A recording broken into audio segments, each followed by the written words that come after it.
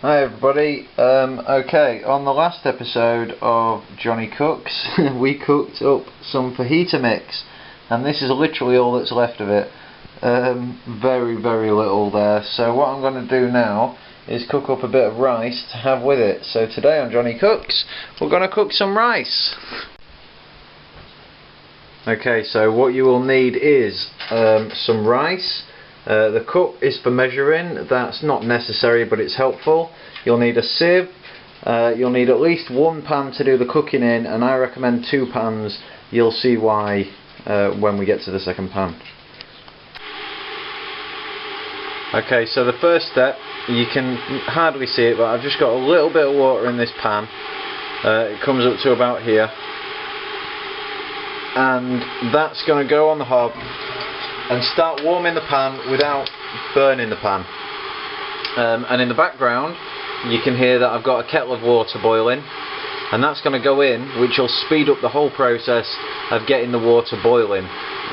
We want to get the water boiling before the rice goes in, and that is basically because when the rice goes in, it's got an air pocket, and if you put it in cold water and allow that water to heat up, you can get some of the bacteria trapped in that air pocket.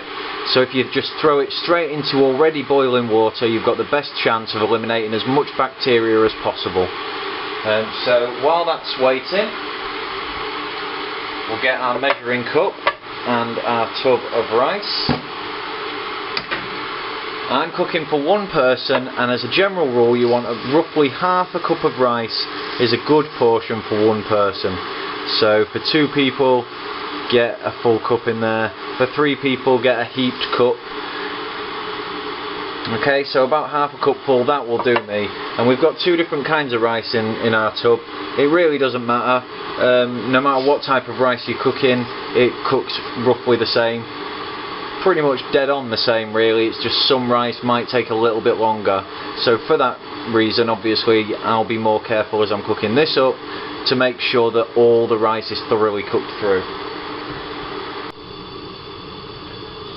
Okay, the water has not yet started boiling. In fact, it's nowhere near. But the kettle has finished boiling.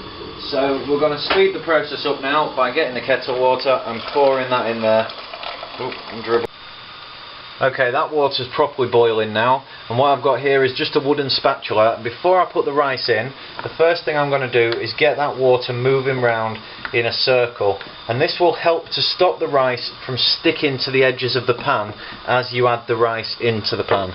And then I'm going to try to sprinkle it around, not just dump it in one pile, but sprinkle it around, and then immediately get stirring. Keep that rice moving, try not to let it clump up. The first few moments are the most important here, because as you can see by the water getting more cloudy, it's releasing the majority of its starch into the water at the start of this process, and then again when the water comes back up to boil. Now as you can see there, it's not bubbling as much because I'm moving the water, I'm tampering with it, and also because the rice has just been dumped in. The rice is fairly cold, so that will have brought the temperature right down. So it's important to move it about, but allow those bubbles to start, allow the water to get up to a good temperature. And then what I like to do is just give it a move every now and then. You don't have to tend it 100%, you don't have to stand and watch it, but it is a good idea to, as often as possible, just give it a quick stir around and check all around the edges like so, and then across the middle, to make sure that you can't feel any rice sticking. It doesn't matter what you use for this process. I used to use a plastic fork, which I assumed was heat treated, but unfortunately it eventually bent. The reason I went with plastic and that I now use wood and that I don't go with metal is just simply to try to avoid scratching my pan any more than necessary. As you can see with this old pan, it really doesn't matter. It's scratched up as much as it ever will be, but I like this spatula.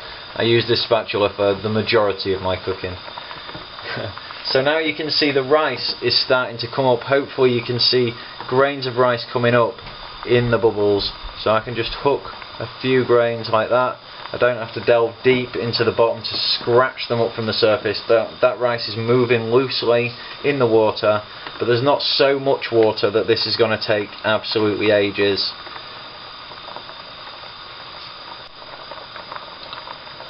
So as you can see, the starch is starting to build up now in the middle, and I've left it long enough that it's stopped moving, so the first thing I'm going to do is give it a move.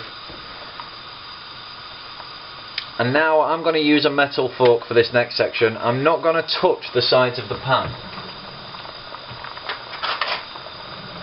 I'm simply going to scoop some of the rice out to see what sort of a state it's in.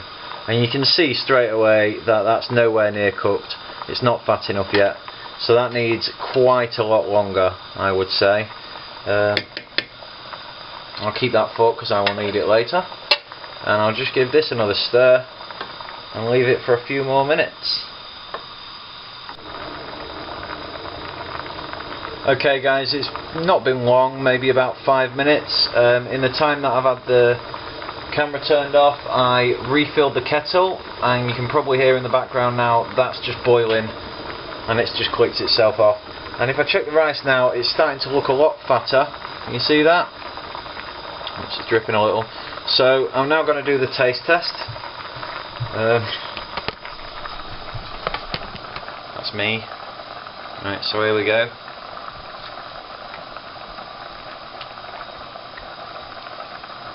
Okay, I'm trying to chew my teeth through the middle of every piece of rice. A lot of them are just done, but one or two are just a little bit underdone. So I'm just going to give it a couple more minutes, but that is literally on the edge, ready to go. As you can see, the water's boiled down quite a way now, and all that rice has soaked it up. So the next step, if you've got leftovers, if that's what you happen to be having your rice with, the next step is to heat up the leftovers. So I've got my tub, it's a microwavable plastic tub. Unseal the lid, make sure there's an air gap. I try to get the lid on sort of diagonal. Now then, as you've seen, I'll just show you again, there's very little there. I mean, there's hardly anything. So this is only going in at 650. If you had a tub full, you might want to heat it up a little faster, and it won't need a minute and a half. But I'm scared to let anything cook in a microwave, especially chicken products, for less than a minute. So I'll put that on for 115. The kettle's boiled. The rice is pretty much ready. I'm just going to leave it on just a little longer, because it can get a little bit overdone before it goes mushy. I mean, it really was just on the edge of done. So what I've set up here is the second pan with the sieve inside of it, and that's going to sit in my sink.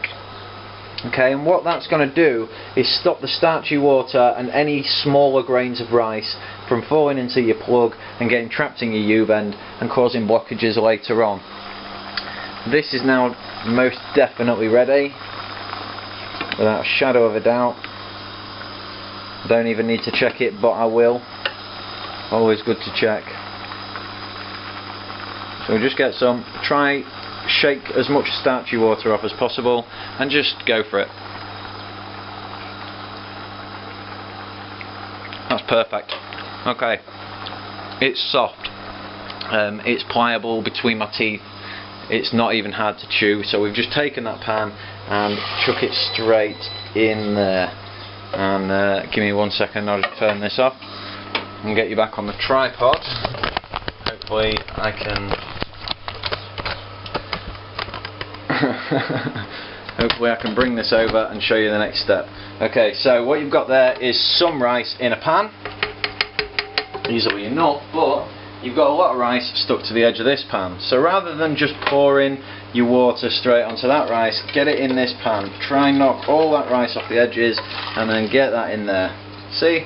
Got the majority of it there now. So that can go straight in the sink, that's done with. And then just sprinkle your water over your rice. Don't worry about your microwave, because everything that gets microwave cooked is still cooking for at least 25% of the amount of time that you put it in for. And it doesn't need to be piping hot when you're eating it. As long as it got piping hot in the microwave, yeah, it's alright, calm down. I've just explained why I'm not bothered.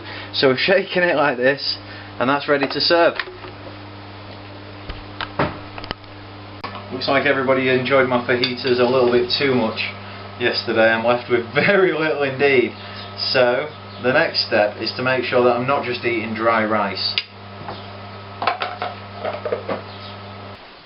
So what I've brought over is some sweet chili sauce and a few mixed dry herbs. Not my first choice. The smell doesn't particularly remind me of the taste of the fajitas, so I'm just going to put that on half. But this stuff I happen to know that I really like, but you only need a little. So again, just drizzle that in, just a little bit everywhere. There we go, like so.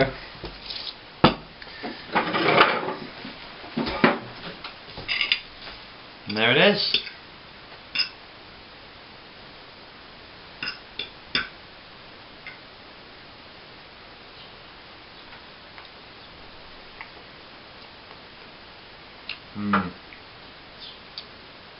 That's good rice.